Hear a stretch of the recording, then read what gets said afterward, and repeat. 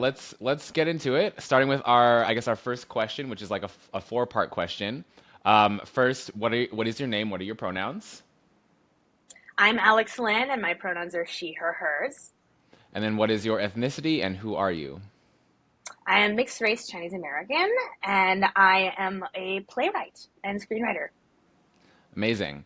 And yeah, let's talk about that because on your website you say that you are an ex-STEM kid. So I'm curious about Yeah. how did you get your start in the arts? Because usually those things are, I guess those sides of the brain are separate. A lot of times people don't like really cross those bridges. How did it start for you?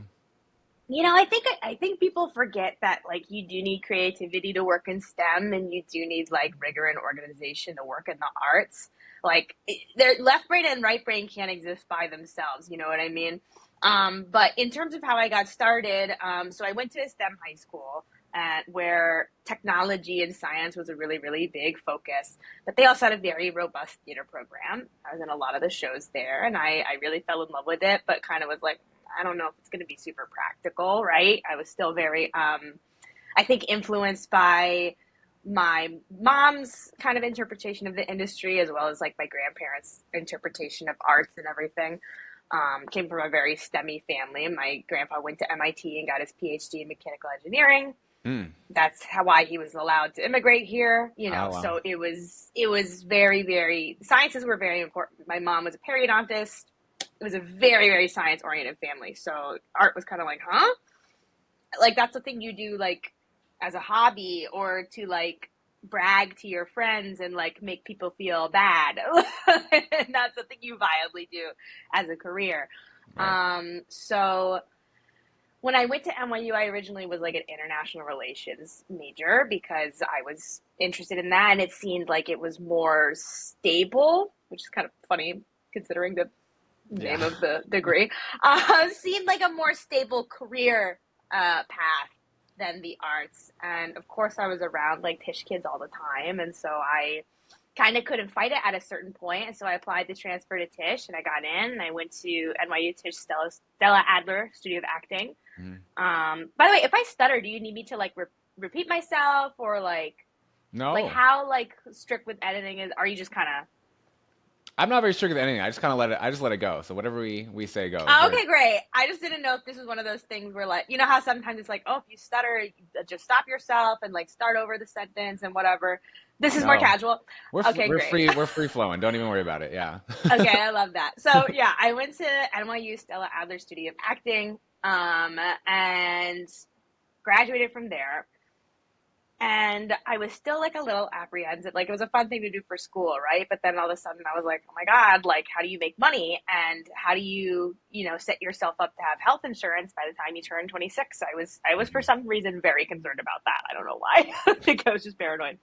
Um, so my first job out of undergrad was actually in the aerospace industry, as a journalist and marketer. I worked for a digital content agency called Supercluster, which was founded by A24 Films and Dropbox and all these other larger parent companies. And it was really fun. I learned a lot. Obviously, my experience there has helped me get other more flexible survival jobs to help supplement me while I'm doing my art, but it wasn't really what I wanted to do, right? It wasn't like my passion. And so a year out, I applied for an apprenticeship program at Actors Theater Louisville as an actor. I started as an actor. And I got in, and I was lucky enough to be in two shows there, Dracula and the Wolves. And I kind of had this experience during the Wolves. Not that it was bad, but it was actually really fun. It was probably one of the best experience I had under a director in a show. But I couldn't really shake off this feeling that the part that I was playing wasn't necessarily written for somebody like me and mine, which isn't to say that everything has to be hyper specific, but it was definitely an interesting experience to play a role that was probably intended for like a white girl, right? Um, with me looking the way that I do and like having the experience that I have, it was just like sort of this catch 22 that I felt like was leaving me feeling like I wasn't completely as fulfilled as maybe like the white people in the cast were. They had probably a much more revelatory experience than I did, so to speak. And so all of a sudden, COVID happens. Literally happens in the middle of Humana Festival there. I was there at the last Humana Festival like ever, which only happened for like 2 days. And we all have to go home. And all of a sudden I have a lot of time. And I thought, hey, you know, I had a one person show at Actors Theater Louisville that did like well, I guess. Why don't I try to write like a full length? And so I wrote my first full length in the pandemic, and had like a virtual reading of it with like literally just like my friends, and I thought it was super fun. And so I just started applying for writers groups with it, and then I got into a lot of writers groups that helped me create even more plays, helped me write the play that got me my agent, that got me my first like professional contract and option. Honestly, this play also probably got me my first big commission. And so like everything just happened really, really fast in a vacuum. And now I'm here running around all over the place, which is really fun, also crazy, but mostly fun. I imagine you're very, very busy, and I appreciate you making time. I am busy, but it's okay. Yeah. Hey, I from the information that I've gathered, you really do a lot, which is amazing. But yeah, I mean, being a well-rounded artist, I think that can only, I guess, strengthen like your lens and your drive, which I wanted to ask you about because, like you mentioned, you come from a Chinese American family, Wasians, woo. And like how has that impacted and informed your artistic lens, your drive, and the kind of work that you want to create, and the kind of plays that you write ultimately? Yeah, I mean, I think I talk a lot about my experience. I think a lot of my plays, not that they're all self-inserts, but there's some element of you in all of your writing and all the characters you make, right? And like, I also do try to, when it serves the story that I'm thinking of telling, or just like the vision that I have like mixed race characters within it, and tell it from a place of authenticity that I find is often lacking in larger conversations, and I think still lacking in a lot of plays that I encounter that do have mixed race people. You kind of get one thing or the other, which I'm just like, that's just such a boring thing. Like either like they're like the tragic mixed kid and like they can't figure it out. Oh, it's been so confusing for me. Like I just don't know who I am, and I'm like lost, and neither of my parents can relate to me. Or it's just like a completely like vapid, self-absorbed, whatever. Like I'm better than everybody because I'm Wasian, which I'm like, well, I know I am. I don't need to be told, but like, I'm kidding. No, don't. No, I'm right there with you. Superior. But yeah, I wanted to write like actual parts, actual people, and I think, you know, obviously having like family members who are Chinese has influenced the way that like I see the world and sort of my perspective on things. And like, you know, you kind of have that cultural double consciousness right off the bat. Like, yeah, like I'm not sounding like a tragic misfit, but that is the reality. I mean, like, yes, I'm like born in America. My mom was born here too, so we're like mega American. I did grow up with my grandparents though, so that was a whole thing. So I'm like my mom's sister in a weird way. Not actually, but like, you know. Yeah. You do have that double consciousness of like, I grew up in a family unit that culturally is just very different from the general population. And it's very apparent when you're interacting with people who did not grow up with that same environment. And it's not to say like Chinese people are the only people that, you know, hold those values, but I think like immigrant families in particular can all relate to each other on just the different perspective you have when you're growing up here, you know? Yeah. So yeah, I talk a lot about that. I talk a lot about those values and the perspectives and experiences, but then I also like write crazy stuff that I just wanted to write about. Like I have this crazy time traveling space, whatever, Nazi hunting play that I workshopped at Playwrights Realm. And that literally just started off as me just wanting to do something fun. and like kind of dumb and silly, and it turned into this thing that was actually a more introspective look at what I at how I felt while working in the space industry. So yeah, I mean, I write from stuff that I know, but also stuff that I'm curious about. Mostly dark comedies, if you really want to just get explicit about it. Yeah, and I want to ask you about Last Hunter because I read that a couple days ago and I was disturbed by Yeah. it in the best way. So well, Yay! yeah. Hooray! But I also want to ask you, just talking about sort of putting you into your plays. Is there one character that you would pinpoint as saying like this character is the one that most closely resembles me? Because you just mentioned like your grandfather studying at MIT, and that is like the grandfather in Bad Chinese Daughter, right? Yeah, So I'm just totally. wondering if, and there's like Wasian characters in there. I'm wondering if there's one that you're like, oh, that's this is really me that I'm putting into the story, or are there sort of do you sort of like sparse it out throughout I your characters? think maybe most superficially Alice in Bad Chinese Daughter. I think she's a lot more reserved than I am. I'm not a particularly reserved person at all. She's kind of like the foil of me. I think she does feel a lot of the things that I do feel, but like personality wise, I don't think we're too similar in that way. Um, I kind of think that's a really good question. Oh, there's one that's on the tip of my tongue. Oh, actually, there's different parts of yourself, right? But I'd say another one is Ellen in Chinese Republicans. That's kind Oh, of the person I'm afraid of becoming. oh, This like the darkness in me, really. Not really her whole family background. That's more based on my aunt. But just her complete disillusionment. I have to say, like, it's hard to stay motivated in this type of society. You know what I yeah, mean? I think I'm just being honest, like, and it's not to say that's an excuse to stop trying. But when I wrote the stuff that she says towards the end, I don't like disagree. It's really hard to do stuff here if you don't have any money, and that's on purpose. It's designed that way on purpose. And like, I don't think there are people, I don't agree with her that people have like a moral failing if they don't have money. I think that's just her trying to justify where she's at, right? But when she talks about there's two parties in this country, Republican or Democrat, if you don't have $1 billion, good fucking luck.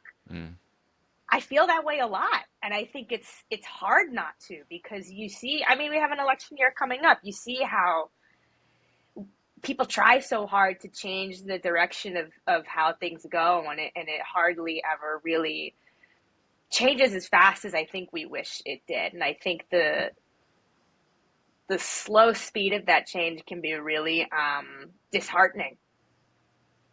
yeah, Wears you down. So that's probably the worn out nightmare version of me at like 45, and I've like completely given up, and like my life's half over, and I'm like, well, this shit that I believed wasn't like true or whatever. Like that's like the nightmare version. Maybe like the more joyful version is probably probably Reggie from Last Hunter. Ironically, I think a lot of people assume that Elisa is like me, and I do think there are parts of me that are in Elisa, but I think my personality is way more like Reggie. Like I just don't shut the fuck up, and I love to tell jokes and like be stupid, but also like you're like a secret genius. yes, And you just like women with big boobs, and you just really love that. So I see them as like my two kids, but somehow my son is more like me than my daughter in a funny way. gotcha. And I felt like Reggie sort of had this optimism with how he sort of moved through time and Yeah, space in the world, which was a lot of fun, and the sort of the I guess the contrast between those two characters was made for a lot of really funny moments and banter and whatnot. But I also wanted to ask you about the ending of not only that play, but your other Hmm. plays, because I've read Bad Chinese Daughter and Chinese Republicans, and each ending has left me feeling, oh yeah, just not, yeah, with like an ick, you know what I mean? But in a great in the best way possible. Um, Yeah. because they're very unsettling, these kind of like conclusions that you come to. And I was wondering just what kind of leads you to those conclusions. What do you like writing sort of these non-happy endings, I guess? And yeah, just sort of how does it come to that for you? I think it's how I've always loved watching an ending. Mhm. I don't. I guess sometimes maybe I do, but most of the time I don't like watching stuff that has like a perfect bow or whatever. Like I think it has its place, right? But for me, like the stuff that's always moved me the most is the stuff that ends kind of like when you really don't want it to end. I think that provokes the most discussion. I think it's the most like real, and not as a naturalist. I don't mean naturalistic, but like the most real way to end something because so many times in our life we never get closure. We never like find out how these like through lines throughout our life actually end, right? And we're kind of left to grapple with that and come to our own conclusion. And that's really like it's not clean. It's very very messy. It's a messy thing to deal with. Um, and I think my love for endings like that, of course, I'm going to find a way to talk about Sopranos here. Okay. My love for that comes from The Sopranos. I think personally that is one of the most perfect endings I've seen in my life, and I know it made a lot of people mad, and I kind of love that because that's not how life is. You don't get like, and everybody lives happily ever after, and the good guy slayed the bad guy, or even like the bad guy won and everybody died. You don't get stuff like that. It's constantly going like crazy loop over and over and over on itself. So I don't know. I think I was really inspired by that watching it when I was younger. And I think that was just very formative for me in terms of like, this is how you end like this is how you really end a story. You don't really end it, and you have to let people sit with, um, what they never find out and what they're still wondering. And I think that makes leaving the show or the movie or the theater more exciting because you can actually talk to people about it Yeah. And especially, personally. yeah, and especially I think the topics that you're discussing that are so deeply complex and just innately troubling. I think like how could they? They're so unresolved in our world today. Like how could we come to an ending where it's just everything is like you said, like not in a tidy knot, right, or in a bow. Um, yeah. Yeah, and I think your plays are extremely exciting due to that. I wanted to ask you because a minute ago you were talking about like your the style of your plays, which I think you mentioned like dark comedy. But how would you, in your own words, describe like your writing style and kind of the work that you create? I think if I had to distill it into a couple words, number one, I'd say fast. I usually my pacing is very fast unless it's very explicit. I'd say heavy emphasis on the humor, even about like fucked up stuff. So that I think that's the dark comedy aspect of it. I love finding a way to make anything funny, even like the worst shit like ever. And I think that's just like very apparent in Chinese Republicans and probably other plays too. But like that's the one that's most like forefront of my mind. And I would say this isn't really like necessarily a descriptor, but I think it motivates a lot of my work. It's the question, well, what happened to you? You know, what made you that way?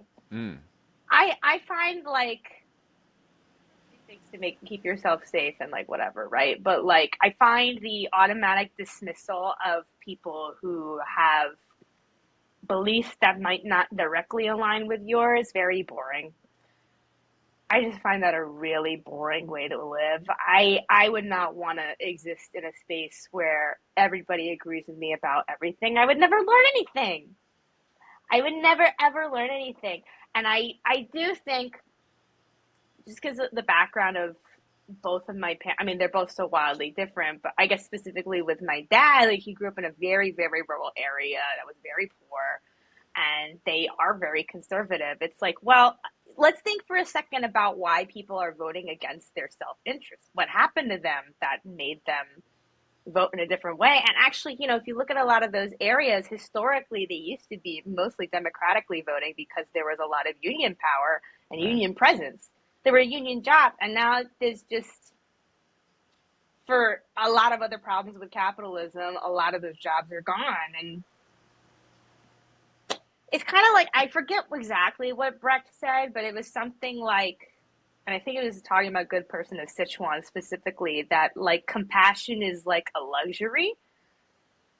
You have to be in a financially stable enough position to actually have compassion for people. It's just, it's the way that I mean, it's a survival instinct, right? If you feel like you're up against a wall and like you have no resources, you're going to do whatever you can to get those resources. That's just what people want to live, So I think a lot of that motivates my work. And it's not to justify these people. It's not to say that I agree with them or that they're right or that like we should all just be nice to each other. Like, no, but I think the more curious you can be about why somebody behaves or speaks the way that they do, I think the richer your life will be, number one. And number two, the more you'll actually challenge yourself and the more you can actually be affirmed in your own belief. I think it can actually be quite self-affirming to actually investigate. I don't know, why does this person like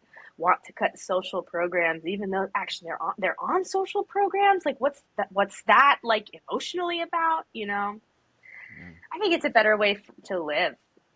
I think, I don't know, our cortisol levels are always so high already. Like, just like relax for a second, please. Yeah. Well, your shows definitely don't give us a chance to relax. They're, yeah, like you said, very very fast paced. I feel like you're a sound designer's dream, especially Last Hunter. I'm glad. Booms every like High 30 seconds. Things are five. going crazy. So I wanted to ask you, like, when you're writing a play like that, what are you visualizing in terms of staging? Are you seeing the stage? Are you seeing the, I don't know, the proscenium or the theater in the round? Or are you somewhere else in your imagination that's a little bit more like in what place are you in mentally? What are you sort of seeing when you're putting words on the page? Actually, when I'm putting words on the page, I'm usually not seeing too. Sometimes I see some stuff, right? But like I think I'm usually just hearing stuff first. I'm usually just hearing the conversation and the pacing of it, and like the ramping up into like traditional climax or whatever, right? Like different beat changes. That's usually what is happening when I'm initially writing something, and then like once I'm subsequently editing stuff or doing whatever workshopping stuff, then I do kind of start to see a little bit of the staging. Usually it's like stylistic, like for Chinese Republicans, I think I imagine it very like sleek, very like efficient, very clean and whatever. And for Bad Chinese Daughter, I think it's a little bit more like detailed, like magical realism. Like I Mm, do think like the set is probably like very ornamental and like yes, there literally is a house or framing of a house on right. stage.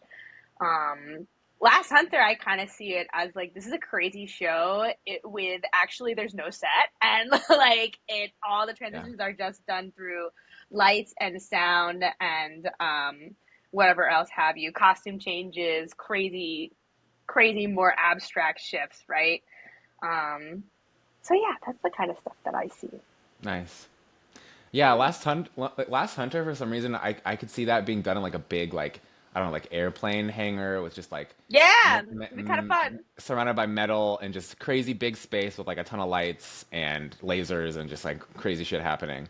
Yeah, hopefully you'll get that at some point. Yeah, so and along the lines of that show in particular, you mentioned your background as I guess, a STEM kid. You've worked in journalism for space tech, the space Hmm. tech and entertainment industries, which you touched on a minute ago. But I Hmm. would love to hear more about that and how you got into that. Yeah. And I'm just wondering, like, ultimately, how does that sort of I guess, align with or inform your your artistry? Like, artistry? Like, where does it where also does sort it of all like sort of like connect? connect? Sure. Hold on. My AirPods disconnected. Let me just reconnect Oh, them. Oh, Is it working? I can I can hear I you, can but I hear you, also but have I an also have an echo. echo. That's why I'm trying to reconnect them. Oh, wait. What's going on here? Okay, let me disconnect Bluetooth. Come on. It's because I was adjusting them like a moron. Oh no, no Oh, worries. no worries. Come on. Okay, say something. Hello, testing. There we go. Oh, Yeah, we're back. Here, though. I can't hear you. Oh Say no. something again. There we go. Hello, There we go. There testing, we go. There we testing. go. I just had to adjust the sound. All good. Yeah. Okay. So, space industry. Yeah, I got into that because I actually interned for my boss during like my senior year of college, and like he kind of had his own like website of like random random articles covering random things in the city. And then he got this really good job at Supercluster where he was the director of content, and he texted me not long after I graduated and was like, "Hey, like, do you still write? Like, are you looking to do any kind of like journalism writing?" And I was like, "Sure."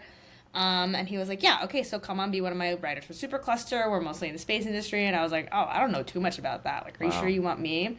And he was like, "Yeah, I mean, you just learn on the job." He was like, "You'll figure it out. I trust you." And then I did. I learned like a lot on the job. I interviewed like countless people, so many like astronauts, so many people, like directors of programs at NASA, people at like SpaceX and Boeing, and like I created like digital content for like a lot of those accounts. And it was really fun. It was really, really fun, but you know, it wasn't totally what I wanted to do with my life, right? And that particular job was not necessarily as like flexible as my current survival job. My current survival job, I mean, it's awesome. I can't recommend this place enough. We're a B2B tech marketing agency, so we mostly represent like startup, or I shouldn't say represent. We create content for like startups that do like AI and machine learning and data aggregation. They like make software or whatever, you know, they're all like super techy. And it's completely remote, and I have unlimited PTO, and like they know that I'm a writer and like performer and stuff, and like when I have to take off, they're like, "Okay." Like they're very chill about it. And it's kind of nice because I get to use a different part of my brain for the work that like gives me health insurance, you know? And so my creative side of my brain isn't like exhausted by the time that I have to get down to writing or drafting something, you know, or if I'm doing a workshop. It's completely different like muscle in your brain. But I'm still like writing every day, which is really good because it keeps you in like a good rhythm and like in the groove of like just consistently generating stuff and like putting stuff down on paper from your brain, even if you're talking about things that are totally different. It's a good practice to be in. And I genuinely enjoy it. I really do like science and technology. I find them to be really, really interesting conversations. And like it also gives me to me, it's an interesting perspective into the current conversation around AI and machine learning in terms of like creative output at this point, because I think like AI and technology can be like very much a boogeyman and leveraged as a boogeyman by like capitalists, right? Okay. But the reality is, I don't want to say never, right? But like it's never going to be quite as good as people creatively. That's just something that the nature of the way that machine learning models work, there's too many divergencies for it to ever really replicate a human in that way. It's not like doing math, right? Like there's like finite things to learn, right? And it's not like labeling fruit. There's like a finite number of fruits, and like there is objectivity to if this is an apple or an orange, right? I'm just talking about things that machine learning models do, right? Mm-hmm. There's a reason why like the ChatGPT essays and the ChatGPT, like when you try to actually make it write a movie as opposed to just an outline, which outlines can be very formulaic, it's just not really that good. And like I think people will say that, oh, it's a machine learning model, it like learns like a human, which is true, it does learn like a human brain, so it's going to learn to be more creative. You kind of can't teach creativity. So I'm not too positive about how that's supposed to actually work. I think people will try to threaten it, but maybe I'll look like the Luddite like 5 years from now, and none of us have jobs. But like I don't particularly think that AI will be able to actually completely replace people in that regard. And also, I mean, this is also the major narrative of tech too. When you use AI, you need human supervision. Right. You need human intervention because it's not perfect. Just like people are not perfect. So you do need people to actually be able to leverage it. I mean, I could see studios probably creating outlines or like treatments with AI, writing whole episodes. I just don't think it's really gonna work the way that they want it to. And I think they don't really understand that because they don't really understand technology. But that's my opinion, you know. So this is good news for the writers' unions. I think it is good news. I think it is good news, and I do think more writers should be open to using AI to supplement them. I do think that AI, I mean, like, I've messed around with ChatGPT a little bit. It can be helpful with developing an outline. Yeah. Because sometimes, you know, you're pressed for time. I mean, this is what it's developed for, right? Like, you're pressed for time. You have other things to do. Like, just in the case of maybe, like, an executive producer or somebody who's, like, high up on the writing chain. Like, maybe you have to have all these different meetings with networks and, like, oh, crap, I never got around to writing this outline for whatever. Right. That could be really helpful for you, you know? I think that the reality is it's not going to go away because it's already here.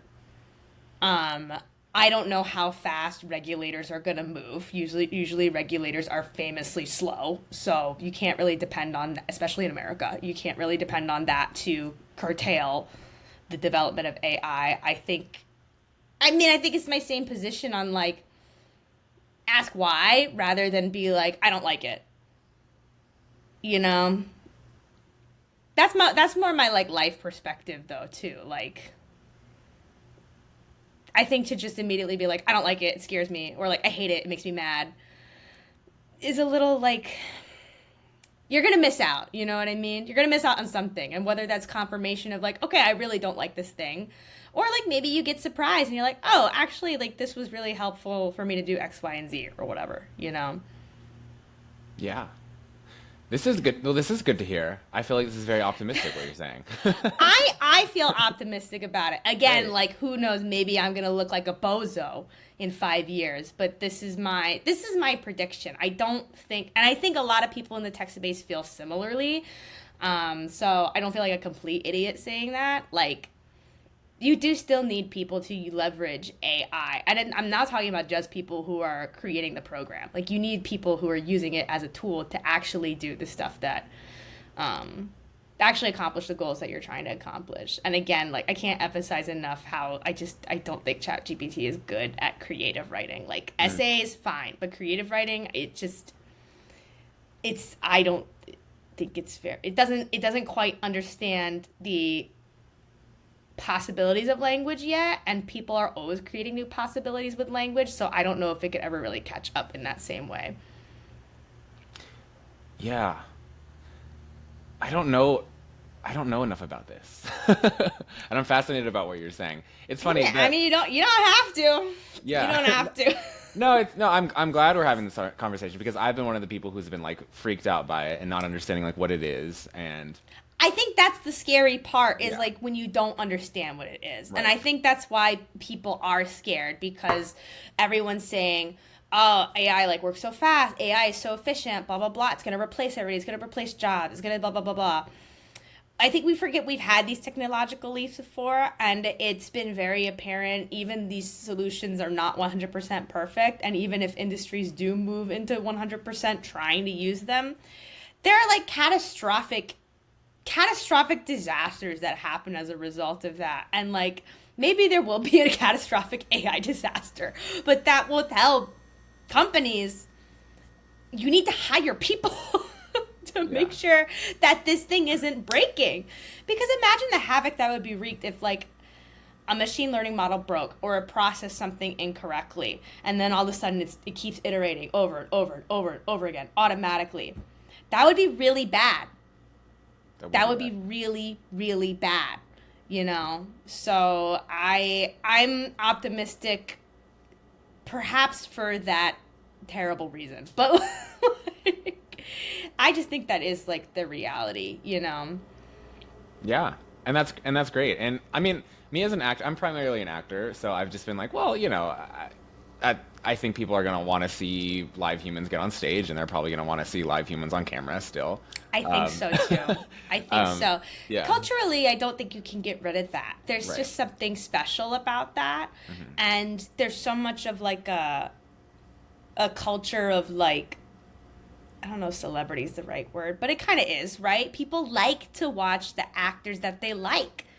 Even like on a smaller scale in like, you know, regional theater, that people have favorite local actors that they come out and watch show after show. Like, I remember Actors Theater Louisville, people loved seeing this one guy as Ebenezer Scrooge. They loved it. They loved watching him.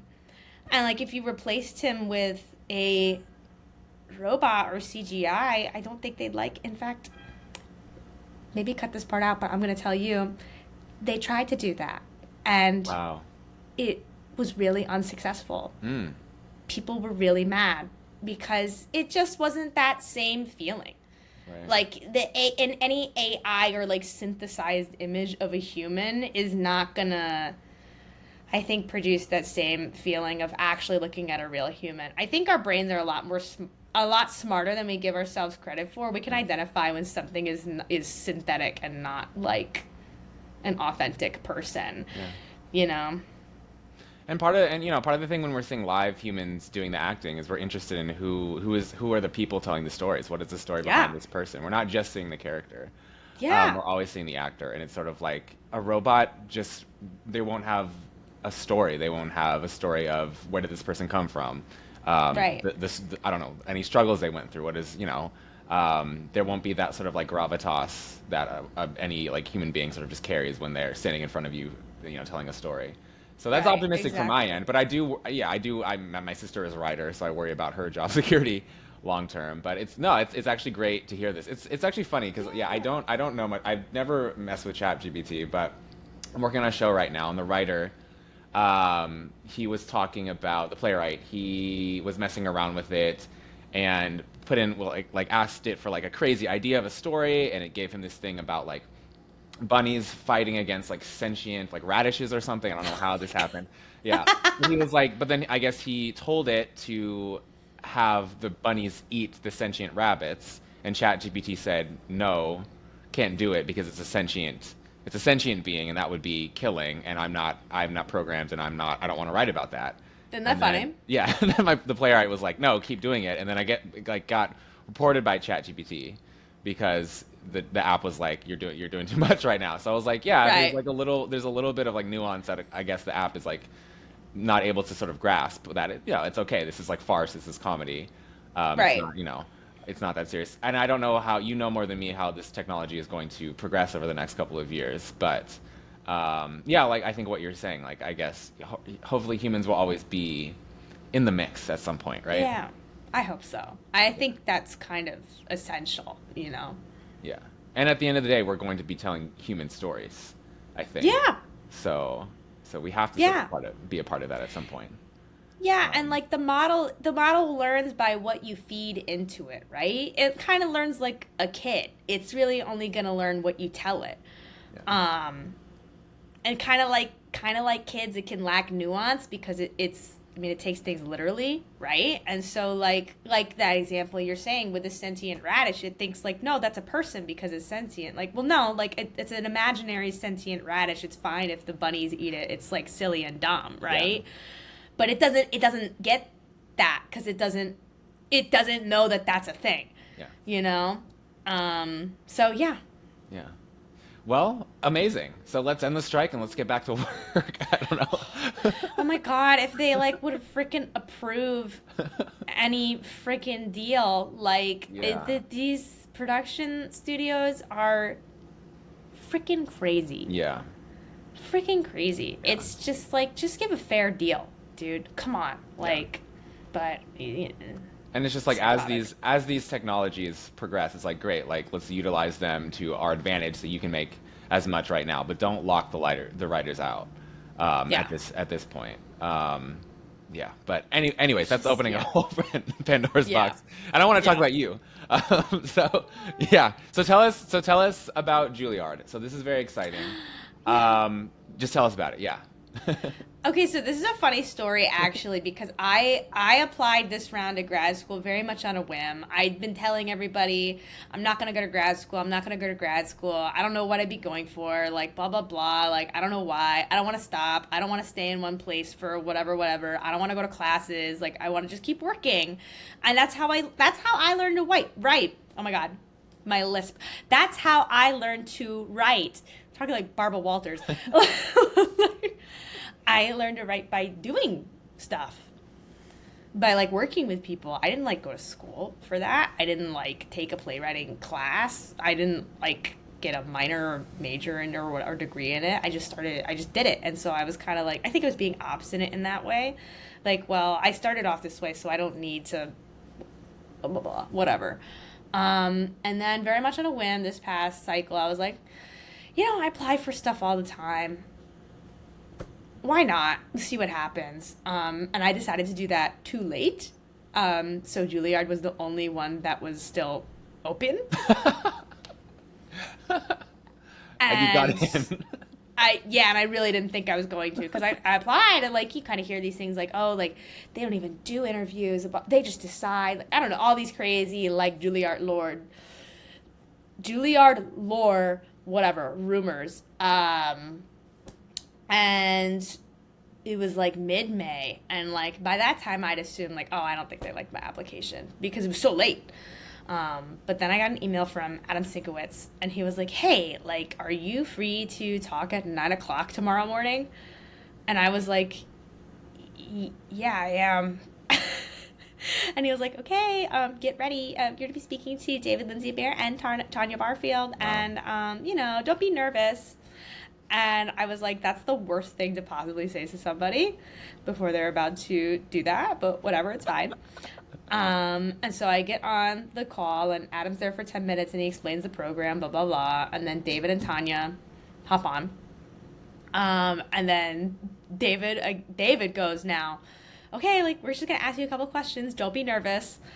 And I'm, like, sitting there, like, why do they keep telling me not to be nervous? Yeah, this is right. really, like, this is really fucked up of them. And so they just ask questions like, oh, like, do you like writers groups? And I was like, yeah. And they're like, okay, like, what do you like about it? And I told, yeah, I like to talk to other writers about what I'm working on. It helps me process things better and blah, blah, blah. And they were like, how do you like to do workshops? And I just told them whatever. And then at the end, I remember David being like, okay, Tanya, do you have any more questions? And Tanya's like, nope, I'm good. And then he says, Adam, what about you? Any more questions? And Adam's like, nope, that's it for me. And David's like, okay, that's it for me too. Okay, well, we'd love to have you. And I was like, what? And I think I was actually like, oh my God. I like immediately started crying. I like went like this. I was like, oh, that's really sweet. It was so dramatic. Yeah. And they were like, yeah, I mean, we just wanted to like see you. And I was like, what the fuck? Wow. And so then I was like, yeah. And then Adam was like, okay, like in 10 minutes, I'm going to send you all the emails and like you'll get the official acceptance letter. Don't post it about it till this time. And then you can scream to your heart's content, whatever you want to say. And I was just like, whoa, especially because I was kind of under the impression, because it's technically not an MFA. Technically, it's only a certificate program. But I think people kind of just look at it like it's an MFA because it's Juilliard, right? I was under the impression they usually took people who'd already done grad school and were looking for, like, another, like, accelerated iteration of that, right? And I just kind of like was like, I don't think they're gonna take me. And then I was very wrong. Wow. Apparently. Yeah. That's amazing. Yeah, That cool. I love that story. Just like, yeah, I mean, they're theater people, they're dramatists, and you got a dramatic Zoom call. So Yeah. they It knew. was very dramatic. Love it. Well, so what is the program about, like the details? How many years? I guess a certificate. Yeah. What are the So it's logistics? 2 years long. 2 years long is and the goal is to write 6 new plays. And Wow. you meet once a week on Tuesdays and then bi-weekly on Wednesdays. And every week on Tuesdays, somebody in the cohort presents a full new play. It's cast and read just with the cohort, right? And like you can ask the teachers to read too. Apparently, David Lindsay Abaire reads, and apparently he's hilarious. So I don't know why he hasn't acted in something yet. I think people need to get on that now, if that's the truth, like, because I would pay a lot of money to see that. But yeah, I mean, that's kind of the whole thing. It's about just creating another body of work. And I think a big theme of it is like learning how to do structure really well, because David and Tanya are kind of like masters at structure, right? They're like extremely, extremely talented at that. And they're there to just like help you, help you develop your work, help you develop your network, help you develop whatever artistry you're leaning into most, It's kind of the deal. That's amazing. And congratulations. Thank you. I'm very excited. So, are you gonna stick with your day job? Are you gonna be able to, or? I actually am going to be able to. They're actually being really cool about it. I think because they're very taken with me being a playwright. They're very taken with that. And they were like, wow, that's amazing. All you have to do is block off the time that you're in class, and that's it. And I was like, that's crazy that like I can both go to school and do my job. But I was actually reading from the Juilliard page, David Lindsay Abaire's page in particular. The reason he went to Juilliard is because he needed to go to a program where he could still work. Okay. So I was like, oh, so this is kind of the one where you can, you know what I mean? So it's perfect. Like the stars have really aligned for you on this one. That's amazing. That's the one program that you applied for, and you got into the best one. It was really crazy that happened. No, but I mean, you deserve it. You're immensely talented. You're gonna crush thank it. you. I'm excited for the plays that you're gonna write. I mean, it's gonna be fucking awesome. I'm very excited. Yeah. So where do you, this feels like a major step in an amazing direction. Where do you imagine your career going? I don't know if you want to peer into the crystal ball 5-10 years. What is the kind of work do you maybe envision doing? Where, how, when, with who? Yeah. I kind of want to be, if this makes any sense, I kind of want to be like Phoebe Waller-Bridge and Quentin Tarantino had a baby, but the baby was it looked like me. Yeah, and the baby was Asian and still hot, but Asian. I don't know why I said but. Should be said hot and Asian. Yes, hot there you go. And Asian. There you go. That's kind of like, that's the space I want to live in. I really love movies. I really love television. I obviously love theater. I write about it all the time, for it, I should say. But I think the big dream is to sell a television show and run it. Mm-hmm. Probably not the first one, right? But like eventually get up to that stage where, kind of like a Fleabag. I don't know if I'd be in that one, but there are some pieces that I do like to be in. So that's why I said her, just for like the structure of it. And like, I think her sensibility is really cool and sense of humor. And then like Tarantino's just like weird idea. Yeah. Like weird idea factory in his brain. Like, say what you want about him as a person. Like, I do have quite a few things to say about that, but like, guy's got weird ideas that I would have never thought of. Yeah. Weird ideas out of nowhere, and I think that's really cool. Yeah.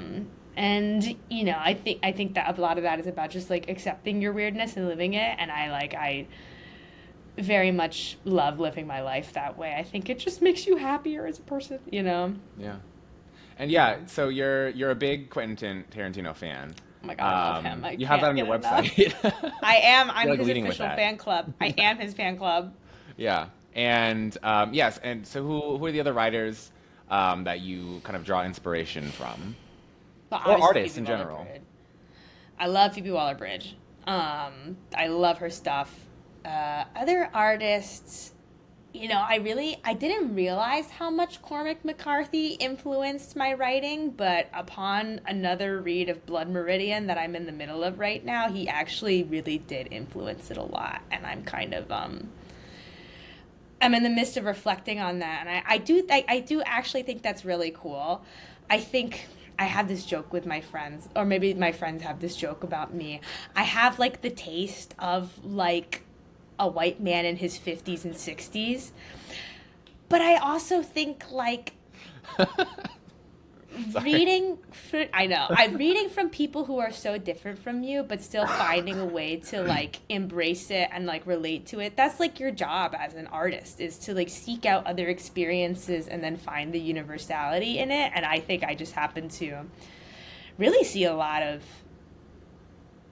what I'm feeling inside in their writing, and I think that's surprising to people because of like the body I'm in, but I would actually counter that and say no, it should be even more expected, because why wouldn't somebody like me want to feel that way?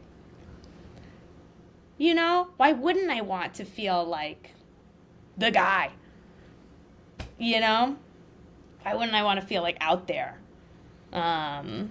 Maybe Cormac McCarthy is not so much like that, but it is like a very there is like a masculine energy to his books that I admire, and I like to some parts, maybe not like the when he's critiquing evil, I don't want to be the evil, but like I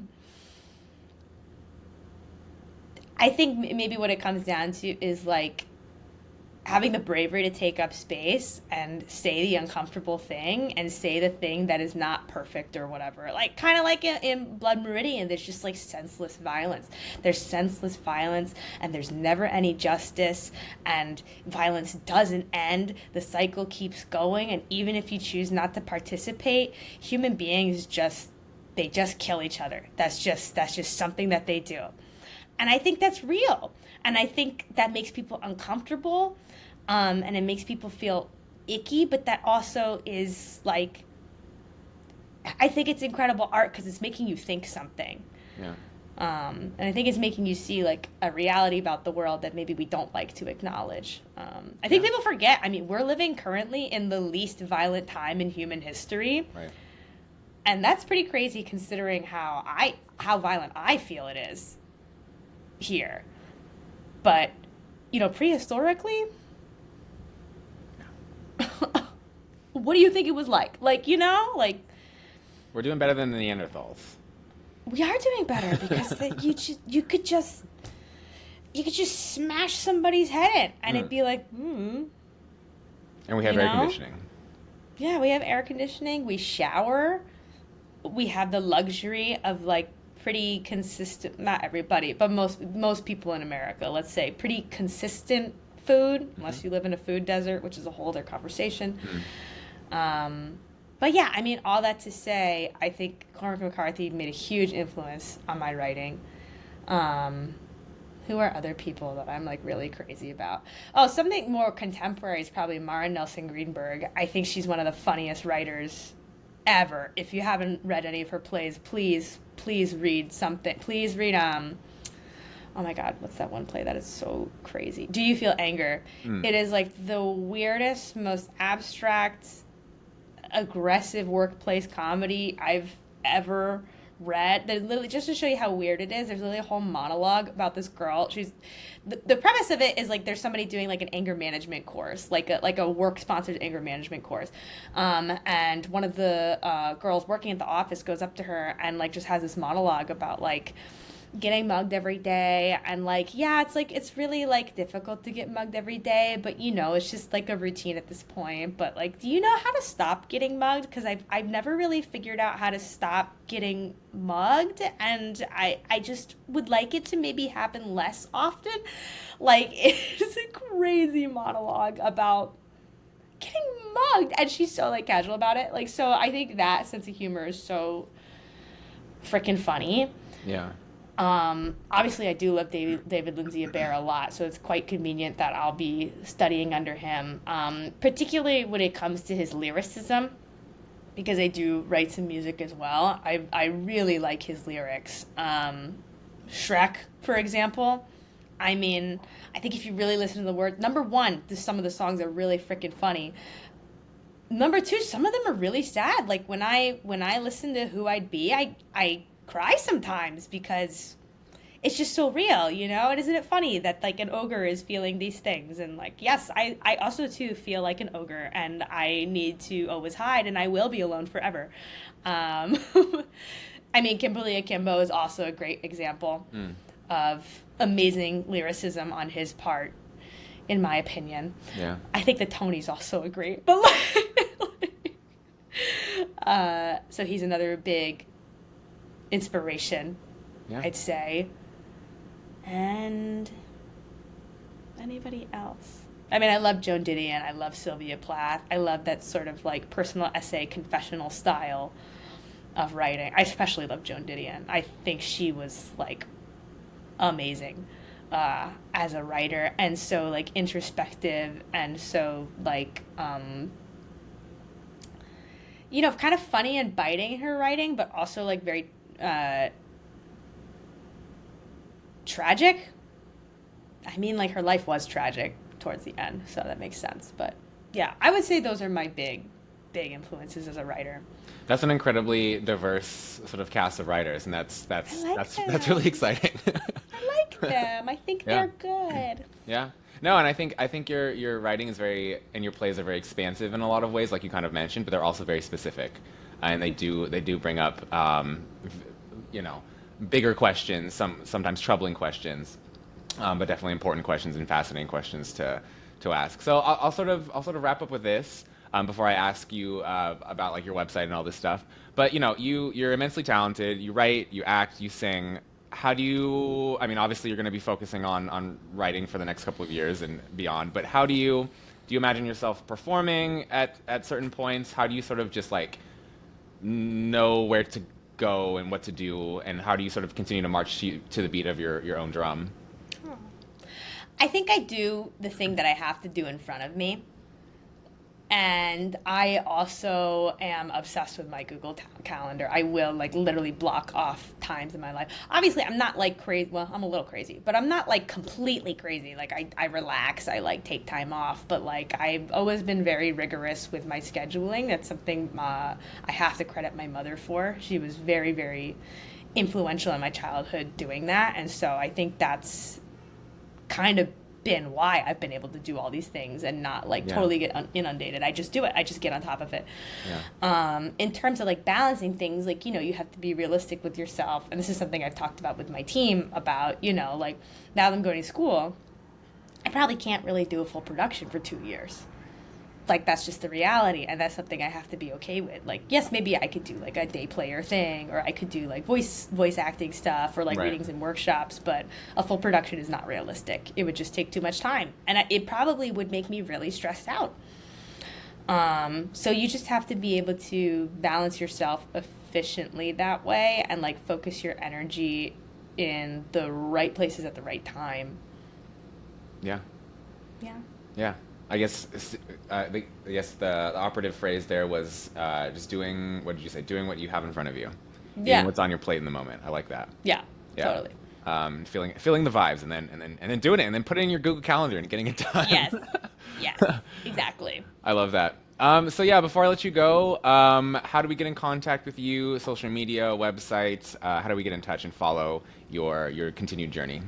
Yes. So on Instagram, you can follow me at Hemeling. It's my Mandarin name. I will spell it Hemeilling. And it's a picture of me as a cartoon with devil horns. So that should be very easy to find. My website is alexandralinholden.com. And yeah, that's how you can find me.